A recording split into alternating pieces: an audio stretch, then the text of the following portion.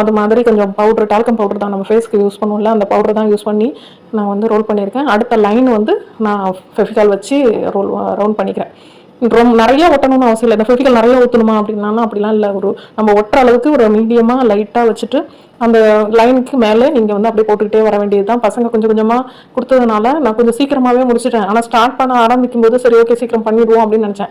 கடைசியில் பார்த்தா 1 மணி நேரம் கிட்ட ஆயிடுச்சு இந்த ஃபினிஷ் பண்ணுறதுக்கு. ஒவ்வொரு லேயரும் செய்ய செய்ய செய்ய லைட்டாக தான் காய ஆரம்பிச்சிது. அதனால் கொஞ்சம் கேர்ஃபுல்லாக தான் பண்ணேன். அது நல்லா காஞ்சதுக்கு பிறகு நீங்கள் பெயிண்ட் பண்ணிவிட்டு அதுக்கப்புறம் நீங்கள் வந்து மிரர் ஸ்டோன்லாம் ஒட்டினா நல்லா ரிசல்ட் இருக்கும்.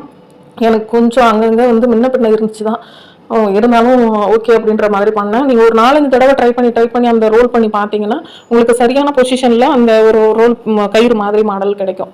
நம்ம வந்து ஃபஸ்ட் டைம் பண்ணும்போது நல்லா வரல அப்படின்னு நீங்கள் உண்மையாலுமே சொல்கிறோம், ஃபஸ்ட் டைம் பண்ணும்போதே நல்ல பெஸ்ட்டான ஒரு ஃபினிஷிங்கோட நம்ம வந்து இந்த கிராஃப்டை பண்ணி முடிக்கலாம். நான்